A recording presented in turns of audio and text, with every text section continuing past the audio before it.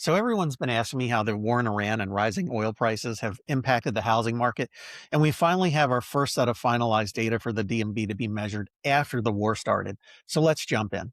I'm James Blackwell with Blackwell Real Estate, a full-service residential real estate brokerage with over 40 agents serving Maryland, DC, Delaware, and Northern Virginia from our office here in Annapolis, Maryland. And here's your DMV Market Minute for March of 2026. Even with the war in Iran spiking gas prices and pushing mortgage rates to an average of almost 6.4% by the end of the month, the DMV housing market stayed resilient in March. Pending sales climbed across Maryland, Northern Virginia, and DC as we saw massive month over month gains in new listings, contracts, and sales as the spring market roared back to life. Now, let's take a look at a few quick details for each market. Starting with Maryland, we saw new listings rise 56% month over month, with new contracts rising 38% month over month and 9% year over year. Sold properties rose 21% month over month, leaving us with 2.3 months worth of inventory, which still puts us squarely in a seller's market.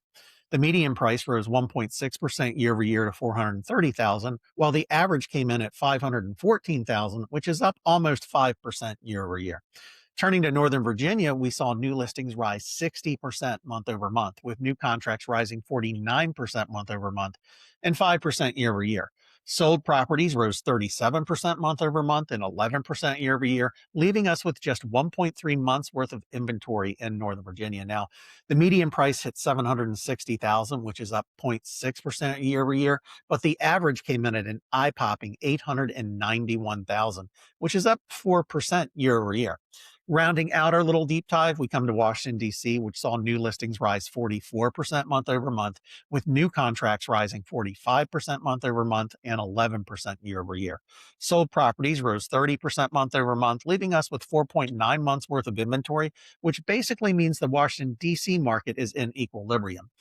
The median price at 675,000, which is up 2.3% year over year, and the average price rose 4% year over year to 645,000.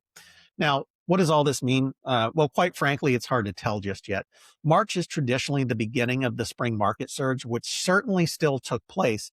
And the structural supply issue that was created after the crash of 2008 is still impacting home prices as demand continues to outstrip supply.